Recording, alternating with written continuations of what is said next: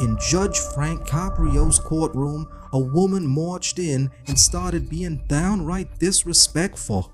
She boldly declared, "I'm not paying the fine. Do whatever you want." The judge offered her a payment plan to make it easier for her to pay the fine. But her attitude remained rude as she repeated, "Do whatever you want. I'm still not paying." Judge Frank Caprio, known worldwide for his kindness and compassion, got angry in the courtroom for the first time. This court proceeding was never published, but Frank Caprio did mention it in his book. What happened next changed Frank Caprio's life forever. Who would have thought a boy who polished shoes while going to school would one day be titled the world's nicest judge?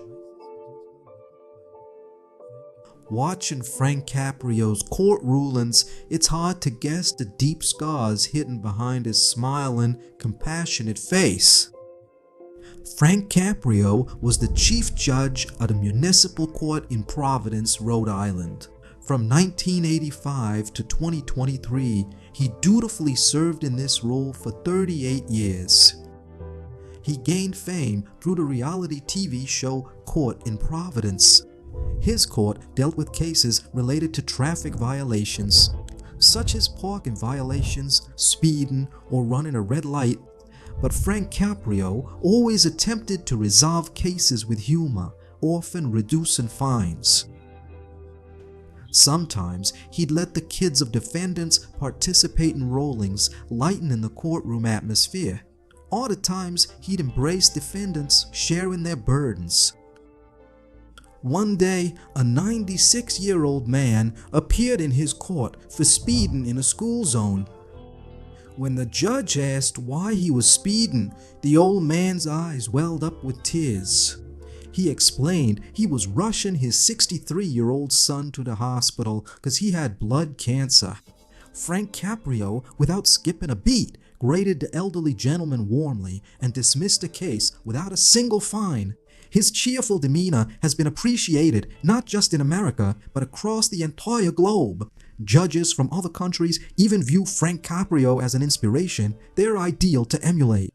Yet, behind that ever-smiling face lies a poignant story, one that brought him here, a journey he never foresaw. In 2023, after retiring, he was diagnosed with cancer. During this time, he began writing his book, Compassion in the Court, published this year in 2025. There's an intriguing story behind Judge Frank Caprio's approach, one that involves his grandparents. His grandparents were entirely uneducated when they migrated from Italy and settled in Providence City. They were so down on their luck that his grandfather made a living by selling fruit from a cart. One day, after drinking with friends, he caused a commotion and got arrested by the police. Frank Caprio's grandmother borrowed money from a neighbor and went to court, offering the judge money to free her husband, all with gestures and broken English. At that time, her young son Tap was with her, who knew a better English. The judge called Tap over and told him to take his parents home. Were being released. When Tap told this to his mother, she left, blessing the judge as she went. This young boy was none other than Judge Frank Caprio's father, affectionately known as Tap. Frank Caprio says, "Of course, this case happened long before I was born. But hearing about that judge's compassion, when I see immigrants in my court today, I think of my grandparents and strive to ensure they face no hardship." Frank Caprio's father's real name was Antonio Caprio Jr., but everyone called him Tap. When Frank Caprio's father came to America, they lived in a one-room flat with no hot water. 12 people in one room with only one lamp for light. He had to drop out of school in 7th grade to help support the family with his father. Their situation was so dire that their pockets were often empty, but as Frank Caprio wrote, they didn't even have lint in them. Frank Caprio was born on November 24, 1936, and lived with his father Tap and Mother Philomena in that same one-room cold water flat. For a shower, they had to travel several miles. His father Tap tried running several courts, but due to the Great Depression, none of them succeeded. Eventually, the family got a job delivering milk, and even young Frank Caprio joined in to help. Once, when Frank was just 8, he had to deliver milk to a house. This house belonged to a wealthy man whose son was Frank's classmate. Early in the morning, with an empty stomach, Frank knocked on the door, and the aroma of toast wafted out. When the door opened, he saw his classmate sitting at the breakfast table crying. Frank hoped he might invite him in for breakfast, but instead, the boy was getting scolded by his father. The father pointed at Frank and told his crying son, "Count your blessings." He said, "You're lucky, or you'd be out here like him, carrying milk in the snow." This comment struck young Frank Caprio so deeply that he remembered it word for word over 80 years later in his book. Despite the hardships of his childhood, Frank Caprio found happiness in his life. He had an optimistic nature, and that kept him content. Things were so tough that even on cold winter nights, he didn't have a blanket for himself. The milk company provided only one blanket, and that was to keep the milk from freezing. At night, Frank and his brother would share that same blanket. Since it had milk cream on it, a mouse would come every night to eat the cream, which scared Frank. When Frank was 16, his father placed a hand on his shoulder and told him, "You'll be a lawyer one day. But remember this, don't charge the poor," his father advised. At that time, Frank was in high school, working multiple part-time jobs to make ends meet. He worked with his dad as a milk delivery man, delivered newspapers, set pins in a bowling alley, waited tables, and even shined shoes on the street. After high school, he got into a college right there in Providence. Back then, even reaching college was a huge achievement for a poor family. Among his 45 cousins, Frank Caprio was only the second to attend college. In his final college year, he applied to Boston Law University, which was his dream. But studying there meant quitting all his part-time jobs, and he wondered how he would survive. Though he got in, Frank knew his parents couldn't afford the expenses at our university.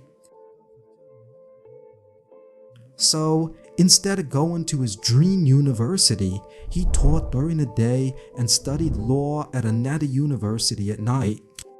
During this period, Frank experienced another incident that left a sorrow he could never forget.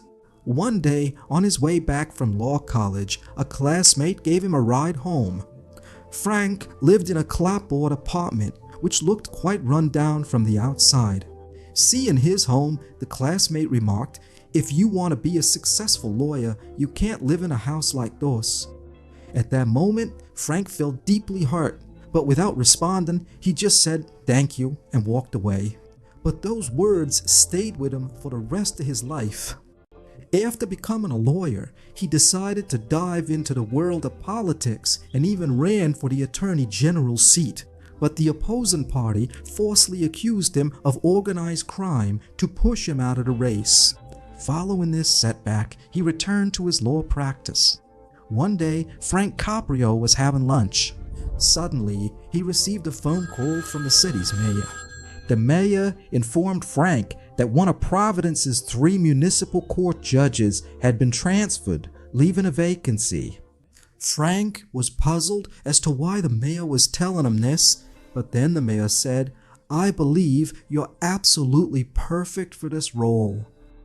Frank had never felt that happy a moment in his life.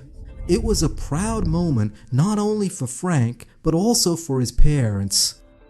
Frank Caprio was also a wrestling champion in his past. Whenever he had a match, his father was always there to watch him compete. Similarly, on Frank's first day as a judge, his father was present to see him preside over the court. The first case was about a woman who owed several $100s in parking tickets. As soon as she arrived, she began speaking rudely to Judge Frank Caprio. She said, "I'm not going to pay this fine. I have kids and I need to cover their expenses," she added. Judge Frank Caprio put her on a payment plan, allowing her to pay in installments.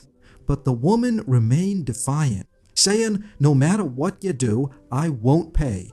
On his very first day, Judge Frank Caprio got angry and had her car booted, dismissing the case, meaning her car wouldn't move until the fine was paid. After the court session, Frank's dad gave him a real talking to. He said, "How will that lady take her kids to school or do her groceries now?" From the get-go, his dad had a furrowed brow, clearly not pleased. That day marked a pivotal change in Frank Caprio's life. From then on, he decided that before ruling against anyone, he'd think about how it would impact their family. He realized his father's scolding taught him more than 5 years of law school ever could. Following this, Judge Frank Caprio set up a donation fund and named it the Philomena Fund after his mom. This fund was dedicated to helping those in need who couldn't afford to pay their fines. Judge Frank Caprio gained fame through a TV show called Court in Providence. The story behind this is that the judge's brother, Joe, was passionate about shooting videos. He would film various things, but he was always on the lookout for a captivating scene to capture. One day, someone suggested to him to record courtroom proceedings. Judge Frank Caprio was initially against this idea, but Joe somehow convinced him. The show was named Court in Providence and aired on local cable TV. As a judge, Frank Caprio couldn't accept any fees in return. Initially, the show aired only on local TV, but after social media emerged, copies were uploaded online, and now these proceedings are watched worldwide. In this way, Judge Caprio became renowned not just in Providence, but globally as the most compassionate judge due to his mercy and empathy. After serving in this role for 38 years, Judge Frank Caprio resigned in January 2023. A few months later, he informed the world that he was battling an illness like cancer. On August 28, 2025, he was seen in a hospital bed appealing for prayers from his fans in a video. The next day, on August 21st, 2025, he passed away from this world forever. He left behind memories of the courtroom that teach us empathy, kindness, and justice, along with control and anger. Hope you all will like and share this video. Thank you immensely for your love and comments. See ya in the next amazing video.